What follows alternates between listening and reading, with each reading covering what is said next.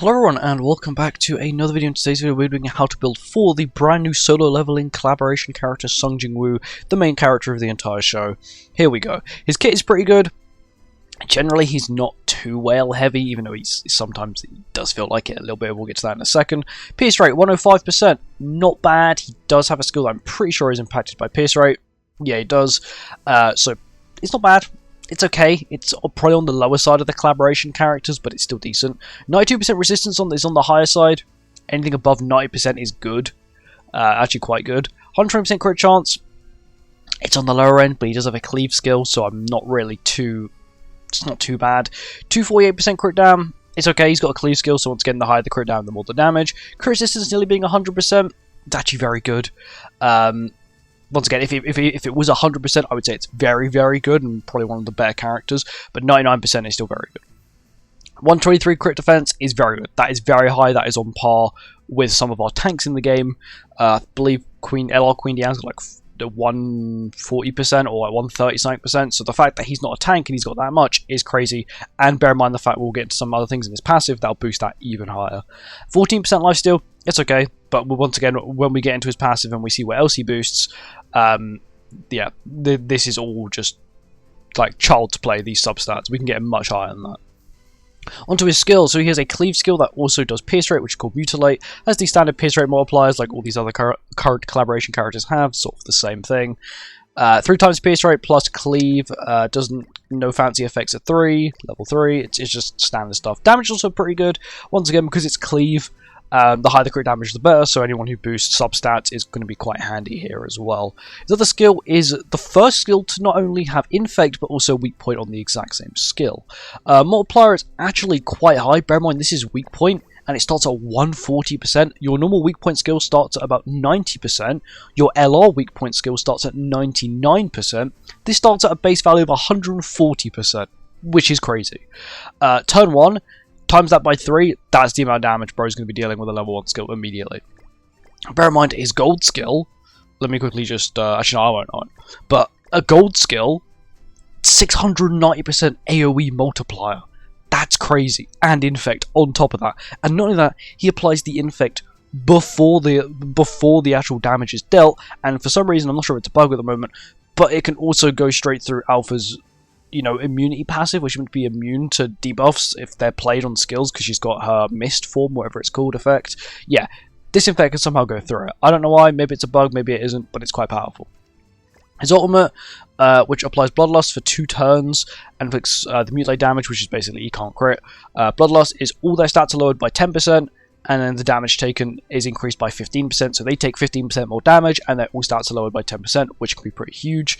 And then Mutilate, we saw what that was, 3 times the pierce rate, and 75% additional damage based on your crit damage.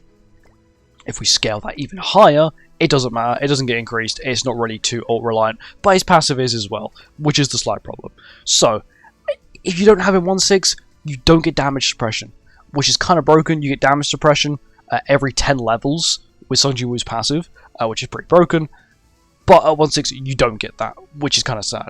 Anyway, onto his passive. So, applies Bloodlust on all enemies for 2 turns. That is a grey effect. Bloodlust from the initial application through his passive is 2 turns, which is pretty good. And then applies Monarch's Domain on the hero for 3 turns at the start of the battle.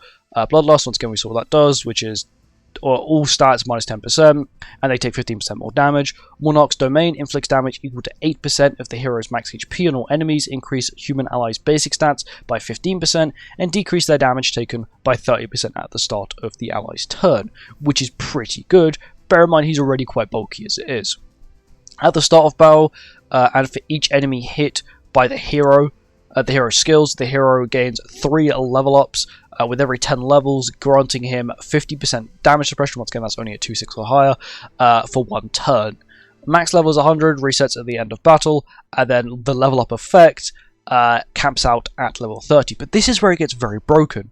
For each level he gains 1% basic stats. You think, okay, that's not too broken, but also 4% increased damage dealt. So at level 130, which is basically his cap, he gets 120% increased damage dealt. That's to every skill, not like Charles' single target damage increase. That's to every skill, as well as an additional 30% basic stat boost, which is kind of crazy.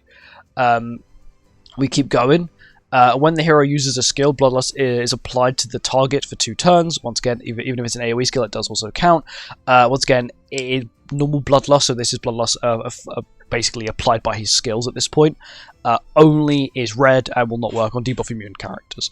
When the hero uses an attack skill other than the ultimate move to deal damage to an enemy with Bloodlust, the target takes additional damage equal to 30%. 1/6 is also 30%, 2/6 30%, 3/6 is 40%, 4/6 is 45%, 5/6 and 6/6 are 50%. So once again, that's the only thing that's quite heavily reliant on his ult level.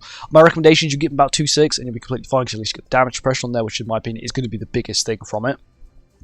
If an enemy with Bloodlust uses an attack skill on Jinwoo on their turn, so on the enemy's turn, the skill's coefficient decreased by 25%. Basically, it lowers the damage he takes by 25%. If it's an AoE skill, it'll only lower the damage on him, but it basically gives him damage reduction, and it does also scale with ultimate level, but not as much. So 1/6 is 20%. Oh, okay. 1/6 is 20%. 2/6 is 25%. 3/6 is 25%. 30%, 30%, and then 40% is 6/6. Now onto his relic, which makes him even more broken. All stats of the hero are increased for each human ally participating in battle. When a human ally dies, all stats of the hero are increased by 10% for 3 turns, limit up to 3 times. Human allies damage taken, it decreased by 10% for each Bloodlust effect on the enemies. So bear in mind, he guarantee applies, 3 of them at the start of battle, 30% damage reduction turn 1, which is pretty good. As well as his own, let's just say you're playing PvP, so a 15% all stat boost, plus the fact he can increase his base stats by additional 30%, his additional damage dealt by 120%, and that's just the start of it. He is very good. He is very broken. Recommendations to HTB defense, once again, he does deal a lot of damage. He's got a lot of stat boosting, a lot of damage increase, and for that, HTB defense is definitely the way you want to go, because people are going to be targeting him to get him killed, because he is very powerful. So my Jinwoo is 2/6. His outfits, as you can see here, are like all the UR1s are leveled up, and then Relic is only upgraded to Bird at the moment. I will probably upgrade it to Deer at some point, but Deer is just still a bull like to grind, and I still wouldn't recommend it. But if you do have Jinwoo, definitely level him up. He's very broken, and I do see him being used in future metas. Not only does he have, Infect, which is one of the most broken debuffs in the game, but he does have a lot of just generally other irritating stuff to deal with. You've got damage reduction turn 1, you've got enemy stat lower, enemies take more damage, all of that sort of stuff that you want to see. That can be quite irritating to deal with. But anyway, thank you for watching this video. I hope you guys enjoyed, and I'll see you in the next one. Goodbye.